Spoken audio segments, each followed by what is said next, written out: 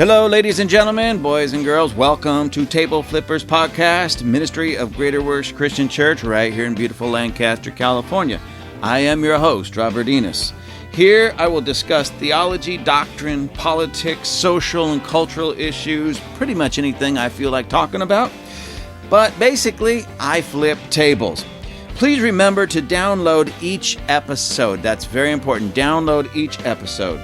Hold on tight. It's going to be a bumpy ride. This is going to be good. Woo! It is a beautiful day here in Lancaster, California. Beautiful for me. It's at present 39 degrees outside, or right around that. It was snowing a little bit earlier. It wasn't really sticking. It was just kind of blowing in from the west, blowing in eastwardly. But it was really nice because I love that kind of weather and it's really fun and everything. But beautiful out here anyways. The little bit of snow was sticking on the hillside surrounding our valley. So it was beautiful. It was nice. And here I am in my travel trailer studio, the back of the property. And again, ladies and gentlemen, I'm still getting over this strange head cold. I feel okay. I sound 1,000 times worse than I feel. A little phlegmy, but not super bad. So if I have an occasional cough or something of that nature, please forgive me. I'll do my best to edit it out so you don't have to hear it. But if I miss them, I just ask you to forgive me in that sense. So let's get on with this because I have something I want to talk to you about. And I have a few things I want to read to you. But remember, we talked about the train derailments, especially that one that was in Ohio. And it seems like so many of these train derailments lately have had toxic chemicals on them. And the one in Ohio, what's the name of that place? New Palestine or Palestine something, Ohio. Anyways, it was pretty bad. The toxic chemicals in there, they were pretty bad, and they were finding fish, and they're still dying.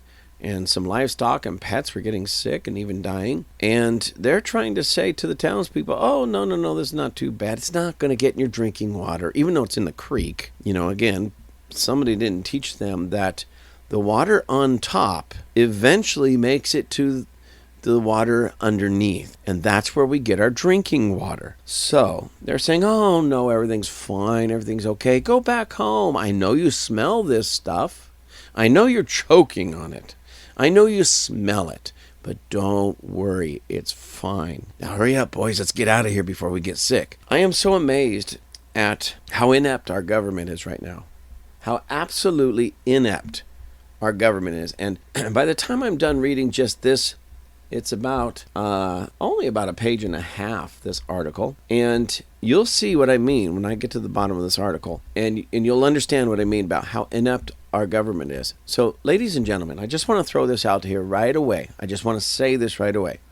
When President Trump was in office, whether you liked him or not, okay, and what I find so amazing, this not only can I attest to this personally, but I've seen this with those, when they call them like the man on the street reports, where they just send somebody out with a microphone and a camera, and they just ask them random questions. And I was watching one just the other day where they were asking people, it was simple, Trump or Biden? Some people were saying Trump, and the people that said Trump, the people that supported Trump, it was not your stereotypical people that we think or we have been told can't stand him. Like, and please, I only bring race into it, well, because race was brought into it. But they asked people of all different walks of life, men, women, black, Hispanic, white, and it seemed like the darker the skin color, the more they supported Trump in this particular man on the street kind of event. The lighter the skin color, they started looking more like me, unfortunately. I don't mind a good tan every now and then, so I say unfortunately. The more they supported Biden, and they didn't like Trump. But then, when asked why, they would say, Trump or Biden? And they would say, oh, Biden all the way, blank. And I don't use that kind of language, but blank Trump. Oh yeah, why? What's Biden done for you or for America that you support him? And then it's almost like, you see these in the cartoons or something like that, the little imaginary dunce cap goes over somebody's head. And that's the way these people look. I'm just going to be honest with you, Biden supporters. I'm just going to be so just honest with you, because I don't know what else to be. You guys sound idiotic, absolutely idiotic. And so they ask these people, why Biden? What has he done for you? And it's just like, the little chirpy birds started flying around their head chirping. They didn't know. Well, nothing comes to mind right now, one lady said. Oh. He asked another guy who says, oh yeah, Biden. Okay, why don't you like Trump? Let's try that. Why don't you like Trump? Oh, well, he's just this, that, and the other thing is very vague. He's a jerk. He's this, using foul language for the most part. I don't like his policies. Well, what policy? What policy specifically did you not like about Trump? Again, those little birdies came back. You know, for me, I got a little squirrel that chases me around and makes fun and has to add things in.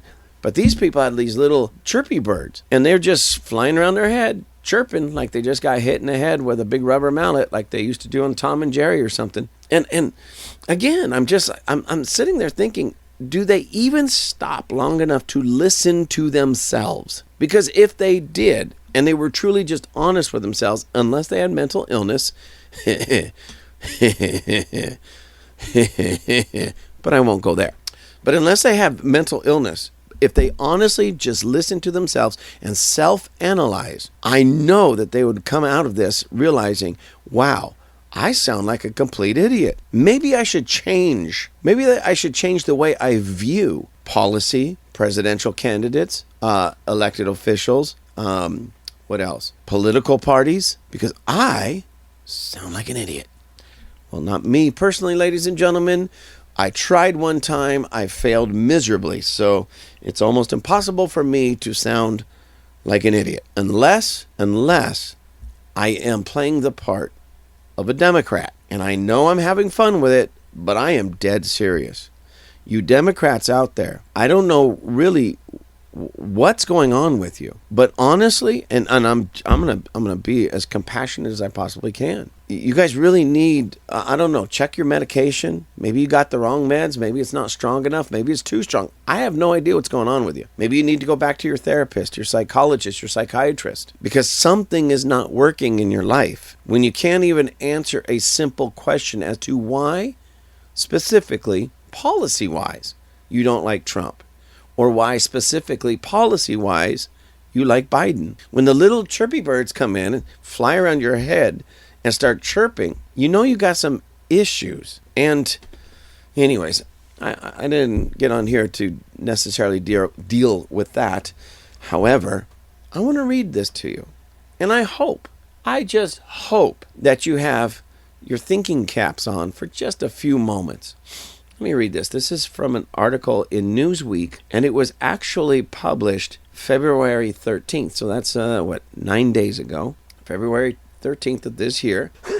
Written by Thomas Kika, Kika. And again, this is Newsweek magazine. I will put the link so that you can check it out yourself if you would like to. It says, the explosive train derailment that recently led to the evacuation of an Ohio town was among more than a dozen reported rail wrecks in the U.S. since the year began. So the opening line of this article, speaking about this train derailment in Ohio, but it goes on to say that is more than a dozen reported rail wrecks in the U.S. since the year began. On February 3rd, a tanker train derailed in the Ohio town of East Palestine near the state border with Pennsylvania. The crash led to multiple explosions and chemical leaks, prompting the governors of both states to issue evacuation notices for the town and its surrounding areas. Controlled burns of the vinyl chloride from the train's tanks were initiated, with residents warned that the air could be flooded with dangerous gases like phosgene and hydrogen chloride. The fiery crash was one of more than a dozen train derailments reported in the U.S. this year. Let me read that again, because I'm finding this amazing. I am finding this absolutely amazing. The fiery crash was one of more than a dozen trail derailments reported in the U.S. this year. Ladies and gentlemen, we are coming to the end of only February, the second month of the year. This was published 9 days ago. So when this was published, this article, we were only a month and a half into the new year. And so far, in approximately 6 weeks of the new year, we've had, it says over 12, over a dozen. So I'll just put a number to it and put 13. I don't know. It could be 15. It could be 18. But it says more than a dozen. So I'm going to put 13 because that would be one more than a dozen. So we've had 13 train derailments in 6 weeks, in the opening 6 weeks for this year. So if my math is correct, let's see, 6 weeks, 12, that's 2 a week, a little bit more than 2 a week. 2 train derailments every week in this country. I want you to think about that for just a moment. Do you even hear of these things? Now, we've heard of these few because of the toxic chemicals and such, and it's made the news in that sense.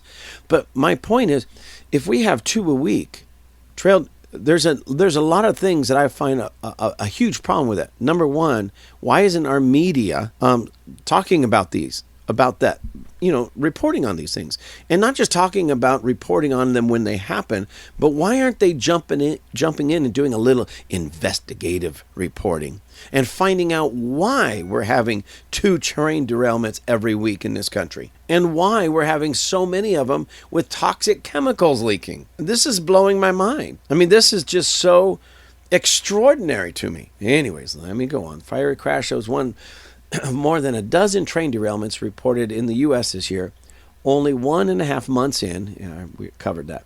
Another wreck on January 19th also occurred in Ohio, with several train cars stretching over miles, derailing between the towns of Trinway and Adams Mill, according to the Times Recorder. It was considerably less destructive than the one in East Palestine, as the cars were empty, though cleanup efforts were projected to last for a week. A representational image of a train derailment is pictured. It's in this article and such. So if you read the article, you can find us. Over a dozen such train wrecks have been reported this year, including the recent explosive one in East Palestine, Ohio. Most of the reported crashes this year, 3 in total, occurred in South Carolina, though one has not been fully confirmed by Newsweek. The first took place January 9th in Lake City, with 20 cars derailing after the train struck an empty car left on the tracks. So, if I'm understanding this correctly, the first train wreck in South Carolina on January 9th was because it struck an empty car that somebody left on the track. I'm not a train expert, but I've seen how those things, grasp together, those big old, I don't know what they call them, but they just grab one whole, and it's noisy and it's clanky, and it takes, you just don't drop those things off. You know what I mean? It's just not like pulling over and letting grandma off at the curb or something. Some work goes into connecting and disconnecting those cars from one another. How in God's name do you just accidentally leave a train car on the track? Aren't they supposed to be connected together so that when the train pulls away, that car pulls away? Anyways, don't get me started. No injuries or deaths were reported. The next one occurred near Loris, January 21st, involving multiple cars carrying rocks and gravel, which tipped over. The third incident, reportedly near Inori on Monday, remains a developing story with few details available. 2 other crashes took place in remote parts of California, with at least one reportedly carrying grain. No details emerged about the other train's cargo, though officials did confirm that the derailment did not result in any leaks. So, we don't know really if it was carrying anything harmful, but trust me, there's no leaks. Okay, no leaks of what? Anyways, a pair of derailments notably occurred in major metro areas. Me trying to breathe through this nonsense and everything makes me, I can't even read correctly anymore. Anyways, let me try to get through this. A pair of derailments notably occurred in major metro areas. On February 1, a train fell off the tracks in Detroit, Michigan, leaving several cars hanging over the side of a bridge. The other incident involved a passenger train in Philadelphia, Pennsylvania, which resulted in no deaths or injuries. So one train just fell off the track and was hanging off the bridge. The other one was a passenger van. Nobody got hurt, thank God. But still, I don't know about this. Ladies and gentlemen, is this in any way acceptable to you? 12, 13 train derailments in the first 6 weeks of this year. Is this in any way acceptable to you? Because I'll tell you, it's not acceptable to me. Somebody's not doing their job. Somebody's doing their job very horribly. All right, and I'm dumbfounded at this, because we have train tracks where I live. We have train tracks right down the middle of the town, of the city. And anybody that knows this area, Sierra Highway, as it's going through town, runs alongside the train tracks, Palmdale to Lancaster, and there's many streets that cross those train tracks. And so it's very close to much of our infrastructure and where people live. I couldn't imagine if, say, what happened in Ohio happened right here in Palmdale or Lancaster. There would be people literally within a half a mile of that train, if it happened in town, living within a half a mile of that wreck. And if that was really bad toxic stuff that's in there, toxic chemicals and stuff, there could have been a lot of deaths. If not immediately, certainly long term, because that's what a lot of these things lead to. You get that stuff in you, you get that stuff on you, you breathe it, you kind of get sick right away, but then you tend to get over it after you get some fresh air, but it does something to your body. Little children later on want to get married, have kids, and their kids come out deformed or with all kinds of sicknesses. Or they start getting leukemias and they start getting cancers at an early age. These are the types of things that happen. And they're just brushing it off like it's no big deal. I mean, I guess to the powers that be, it is no big deal when they sit back and watch 12 happen in 6 weeks of time. I'm blown away by this. So let me read the last 1, 2, 3, 4, 5 lines of this article, because this says a lot to me. I highlighted this, but this says a lot to me. It says the remaining derailments that Newsweek could verify took place in Alabama, Alaska, Louisiana, and Texas. The Bureau of Transportation Statistics found that 54,539 train derailments occurred in the U.S. from 1990 to 2021, an average of 1,704 per year. Ladies and gentlemen, that's 1,704 train derailments on average per year since 1990 to 2021. While that statistic may be higher than most would expect, death from derailments are much less common, with the Bureau's findings placing the yearly average at just 4 since 1990. I guess 4 deaths since 1990. Okay, thank God that out of all of those 54,539 derailments in that time period, only 4 people died. It's heartbreaking that 4 people died, but it could have been much worse. But I'm just curious about this, and I don't know how you would track this unless they actually have done the work to track this. But what about the toxic chemicals that have spilled either into the ground or burned up in the air, got into the drinking water, things of that nature? How many sicknesses, illnesses, and things of that nature, and death has occurred because of it, but maybe not immediately, like in the first 2 weeks or even the first year? What about 2 years from then, 5 years from then? What about people getting strange cancers and things of that nature? Or children being born, maybe stillborn, or deformed, or sickly. You see, that's what really concerns me. That's what truly concerns me, is the aftermath. Because I don't know about you, but even here, right here in my own hometown, if a big old train carrying toxic chemicals crashes and catches on fire, I'm out of town. I'm scooping up the people that I love, and I'm getting out of town until they get that cleaned up. And I'll be drinking filtered bottled water for a long time. Not that I drink the tap water, but you understand what I'm saying. So what about a year, 2 years, 5 years from the actual derailment and the spill and all that mess? 54,539 train derailments between 1990 and 2021. Over 1,700 per year on average. And so far in 2023, we've had over 12 in 6 weeks. And several of those had toxic chemicals spilling. The worst, at least what we're being told, is there in Ohio, New Palestine, Ohio. So, is this acceptable, ladies and gentlemen?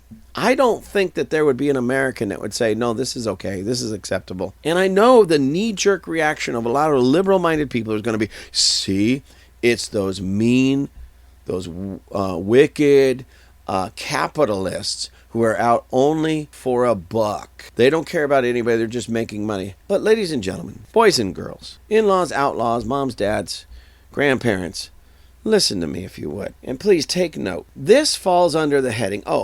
Let me read the very last line of this article. The very last line says, Newsweek has reached out to the U.S. Department of Transportation. So Newsweek has reached out to the U.S. Department of Transportation for a comment, and apparently, at least when they published this, no comment was given or at least included in this article. Now, maybe they have in the last 9 days. I don't know. But they reached out, says, hey, would you guys like to give a comment? Those little Tweety birds again. Why am I talking about those little Tweety birds? Because that's what the look on people's face when they're supposed to step up and do the right thing or say the right thing, and they don't. Here was a chance for somebody in the Department of Transportation to rise up and do and say the right thing. So once again, oh yeah, those wicked rascally Republicans, a lot of people would say.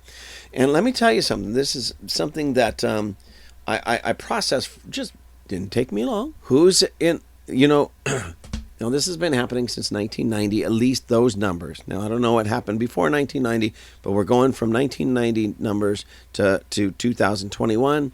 54,000, more than 54,000 derailments. Somebody somewhere hasn't been doing their job. Doesn't matter to me if it was a Republican president or a Democrat president. Somebody wasn't doing their job. The Department of Transportation has not been doing their job and their due diligence to put things into play that will put this kind of nonsense to a stop.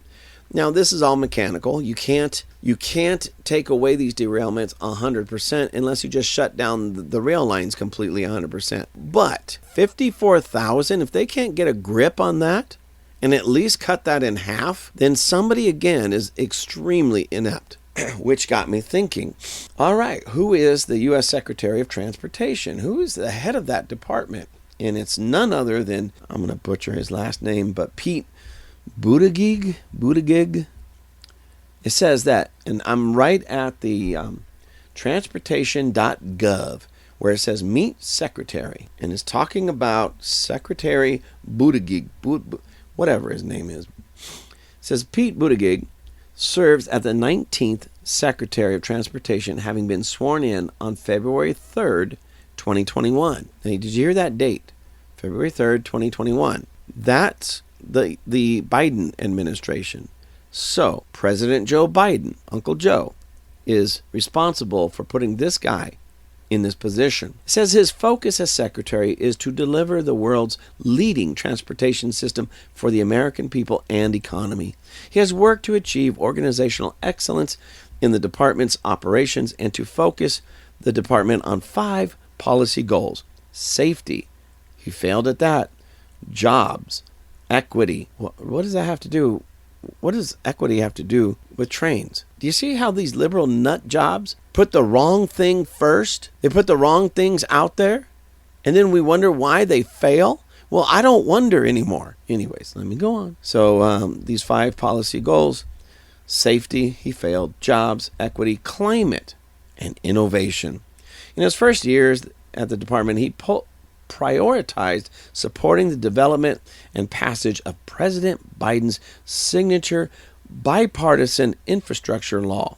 Since the law's passage, Secretary Buttigieg and his team have focused on effectively delivering the investments provided by his legislation, enabling the most significant improvements in U.S. transportation infrastructure in over half a century.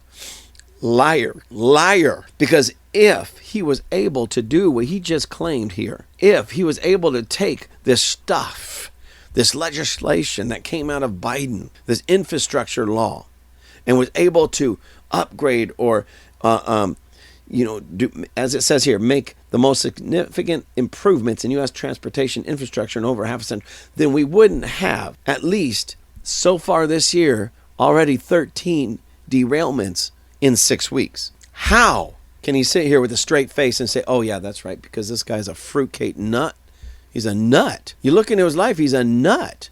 He puts everything strange, awkward, and weird into his life. He's a nut. This guy has a mental illness. And Uncle Joe, who's dealing with, I don't know, Alzheimer, dementia, whatever, no wonder we have all these train derailments. Why? Because the guy at the top, his train is already derailed a long time ago. Come on, people. Now, you liberals out there, you Democrats, I have no idea how you could sit there with any kind of straight face. You should be ashamed of yourself. You should be ashamed of yourself. I mean, absolutely should be ashamed of yourself for the type of leadership that we have. All liberal, all Democrat, and all nuts. Jeez. Anyways, let me go on. There is, I don't know if you want to call it a bright side to this, but an interesting side. Because one of the worst derailments was, like I said, this East Palestine, Ohio. And in East Palestine, Ohio, that's where they had the chemicals and everything. And then the one guy come in from the government, what was his name? Regan, I believe his name was, the last name Michael Regan, if I remember correctly. It's in one of my first podcasts about the train derailments, how he was just saying, oh yeah, drink the water, it's okay, you guys have nothing to worry about, go home. But we smell chemicals, we smell everything, like it smells like paint, it smells like chemicals. Don't worry about it, just go home. And I called him out and I said, hey, go rent a house, work from home for the next 6 months right there in that town, a mile away from that train derailment, and see if you'll be saying the same thing. But here is another little clip. I'm not going to read this whole thing, but this happens to be from PBS.org, of all places.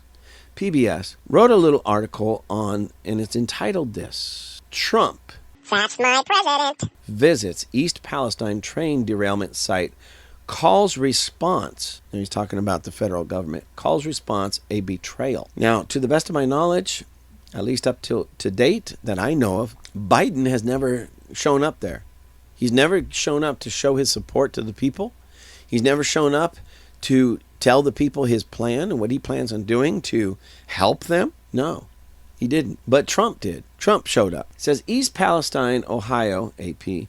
Former President Donald Trump on Wednesday described the federal response to the toxic train derailment in East Palestine, Ohio, as a betrayal, as visited the village amid mounting frustration from residents and local leaders more than 2 weeks after the disaster.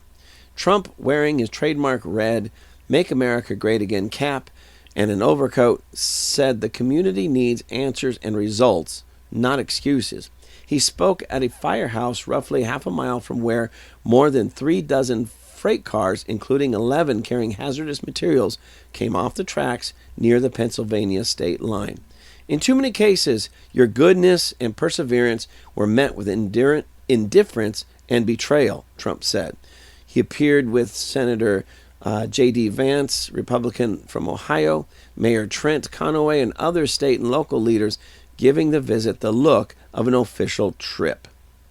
Now, I don't think I'm going to read any more from that because we got the gist of it.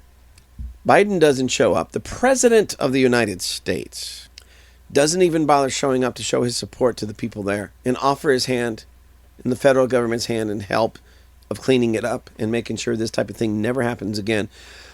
But former President Donald Trump, shows up, makes a speech, encourages the people. And part of that speech was, you all have been betrayed. And I want to say the same thing to you. Maybe there hasn't been a train wreck near you, ladies and gentlemen, in your own hometown. But do you know who Biden and his administration has betrayed the most? Of course, every American, but even more than that, you Democrats, you liberals. Okay, I'm just going to be, again, I want to be honest with you. You need to hear this.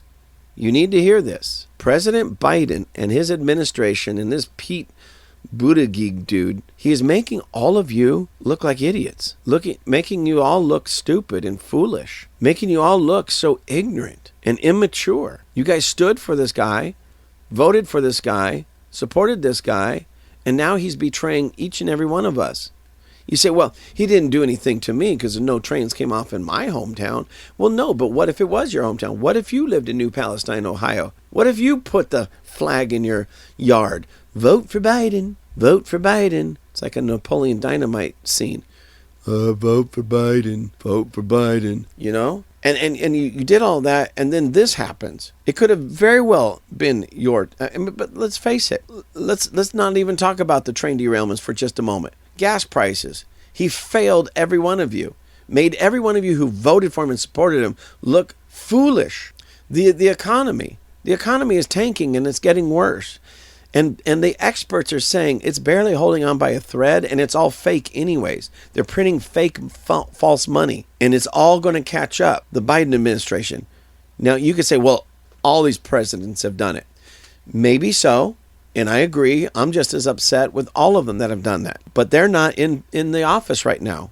It's his job to bring answers. And what has he done? He has failed at every turn. He can't even put a coherent sentence together. He has failed at every turn. He has made the Democrat supporter, the Democrat voter, look like an absolute fool in America. And you still support him, or many of you still support him. You didn't like Trump. Why? Because of his tweets? Or you listen to CNN, the media? So you listen to CNN, who didn't like Trump, or MSNBC, who didn't like Trump. You picked up on their talking points. They lied to you.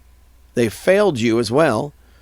Every liberal institution is failing you, especially you liberals, because us conservatives, we're already ready for it. We already know it. We see it clearly, and we're doing our best to position our lives so we're not as affected by it that much. But you guys keep jumping in, hook, line, and sinker. You keep jumping in and buying into the lies. You keep jumping in and buying into the deceit. And I don't know who said this, but I just saw this. I read this that I think it was Elon Musk who said this. So I'm going to butcher this. I think it was Elon Musk, but I'm going to butcher it. So I'm not quoting this word for word, but Elon Musk said something to the effect that, it's easier to deceive somebody than to convince them they have been deceived. And I'm going to be honest with you. You liberals, you have been so deceived. You have been so absolutely deceived into believing that liberalism actually works, that the Democrat Party actually cares about you and is actually going to make liberalism work. You've been so deceived because liberalism,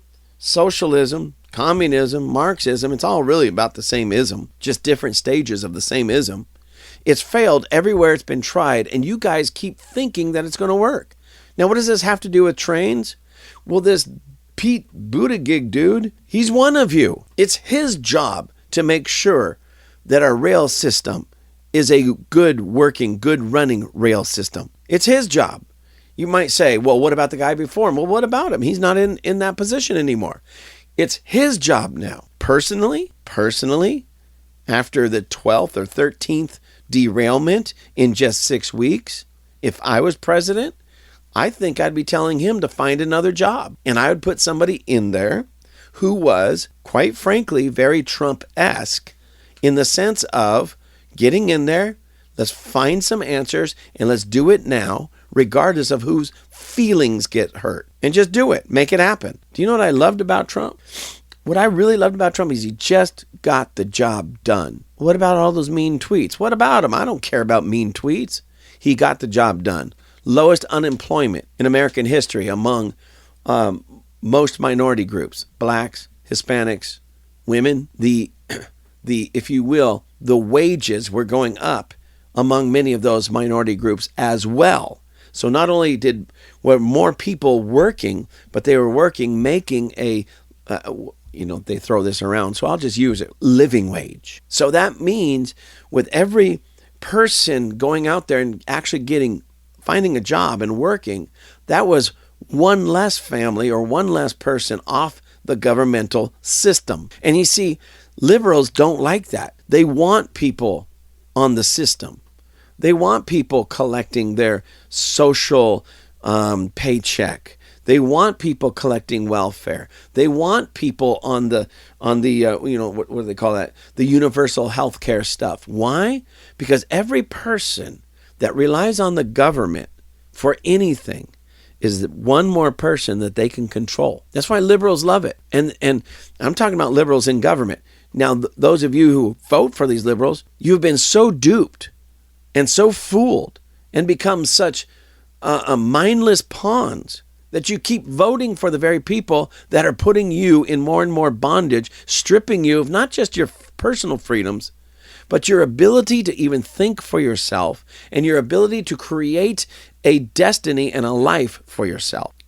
Again, what does this have to do with all these train derailments?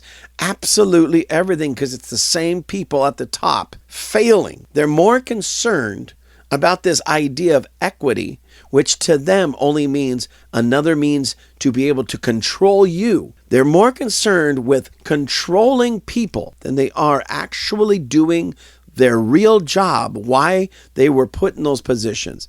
Pete Buttigieg, Buddha. I don't know why they just can't put people in there that have normal names. But anyways, Pete Buttigieg, it's not, I'm sorry, listen, regardless of what you think about the homosexual ideology, mentality, lifestyle, okay, because this guy is a homosexual, but we know more about his homosexuality. We know more about the children that he adopted, him and his, I don't know, wife, husband, whatever they call one another. We know more about their homosexual relationship than we do about what he's actually doing to put an end to these train derailments. And again, regardless of what you think about the homosexual agenda, that's not why he's there. He is there at the head of the Secretary of Transportation to find out not only why these trains are being derailed, but what he can do to fix it so they stop being derailed. That's what he's there for. Not to push some homosexual agenda, some social agenda, some sexual agenda. That's not his job. And yet he gets away with it. Why? Because you liberals have been so deceived that train derailments with toxic chemicals in a town that's killing fish and livestock and all of that is not as important than this dude wearing some kind of fake chest thing to chest feed his adopted children. Let's go home. There's no intelligent life here. I don't even know what to say to this nonsense because that's what it is. It's absolute nonsense. It's strange. It's wicked. It's evil. It's perverse. His job is to make sure that our transportation in this country is safe. That number one, first, safe. Then we can work on everything else, making it more up to date, high tech, leading tech, all of that. But number one, safe. If it's harming people, harming the environment, killing fish, he's failing at his job. President Biden, you are failing at your job. Kamala Harris, you are failing at your job. Pete Buttigieg, you are failing. Oh my gosh, you are failing at your job. There's a guy on YouTube mostly, but one of those, I forget what they call them, social guys. They put out the videos and everything. His name is Stephen He.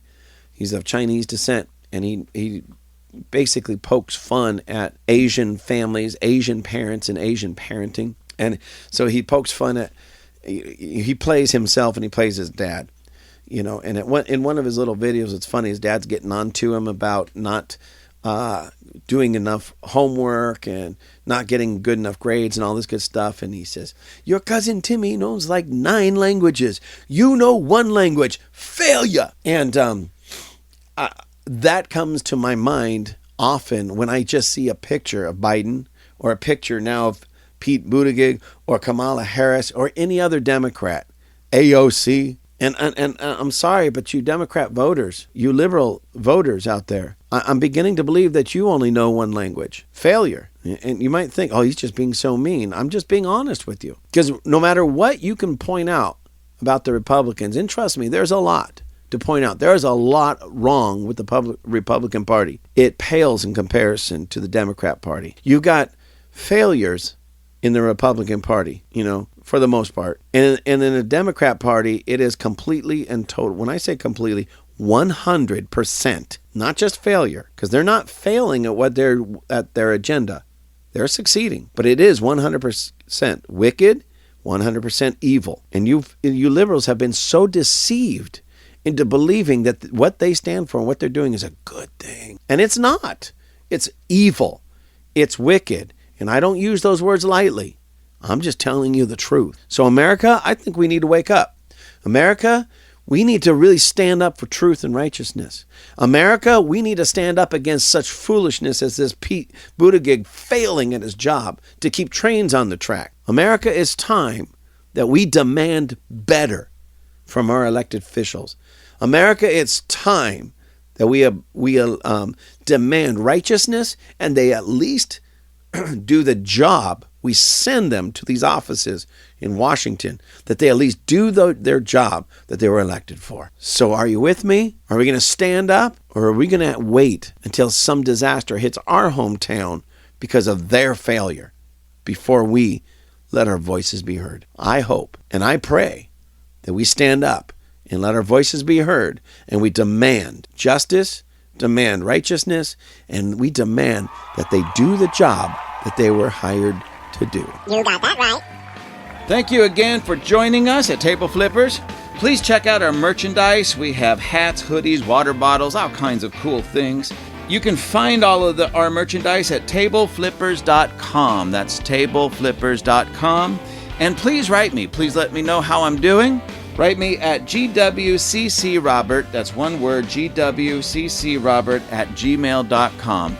Give me the good letters, give me the bad letters, tell me the great things I'm doing, tell me the bad things I'm doing. I want to hear it all. Have a great day.